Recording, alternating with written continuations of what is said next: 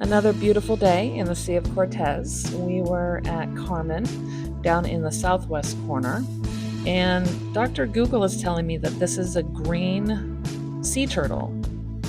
If you know any different, please let me know. But typically, these turtles, when we run across them, spook super easy and just take off. But this guy actually hung around a little bit, swam, seemed to be a little bit curious about me. And at one point, I thought he turned away, but then I looked out and he had been coming back around right over here. He caught my eye again. And I just love this image of him swimming through all of the different fish in the schools. Oh, something spooked him here. So at that point, he finally took off. Within 15 seconds of that turtle taking off, I looked out of the corner of my eye and saw this stingray. You see him way down over at the bottom there. And no exaggeration, within 15 seconds of seeing that stingray, I saw this spotted eagle ray. I just love this image of him just swimming through that school of fish. Now this is me up above him. Look at the length of his tail. I think it's actually getting clipped at the bottom of the screen right there, but I was just blown away by how long it was. So as we were watching him, Cynthia was actually over to my right, and I was able to get a clip of her. That's her selfie stick. I think it goes up to like 12 feet of her trying to get some video footage of the spotted eagle ray as well. Thought that was kind of a cool shot. So the area we were in had a sandy bottom, and we actually came across quite a few of these stingrays. They like to bury themselves under the sand, so there were quite a few in this area. Now, switching it up a little, I came across this pufferfish. Now, he was I'd say about a foot long, and I noticed something different about him. If you look at the right side, he is missing his eye. And at first I couldn't tell if he had gotten in a fight or if he had been born that way, but I was able to look at his right eye. So his right eye is there, but obviously that the left eye is not. So I'm just wondering if he was born that way.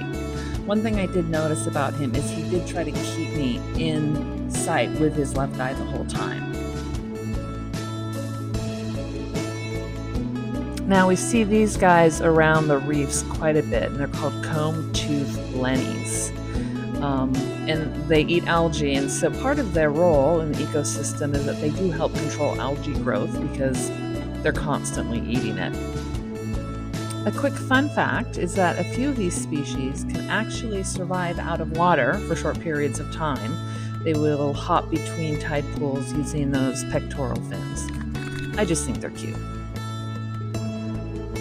Now behind this giant damselfish right there, we're going to come across these little silverfish here, and I see them all the time, and I've never done any research into them, and I did today. So these are called tinsel squirrelfish, and I always do see them hiding under rocks just like this. And in doing some research, they are nocturnal, and they hunt at night for crab and shrimp and small crustaceans, and their eye size, they're larger. Evolution gave that to them to help them in those nighttime hunting behaviors. So learn something new.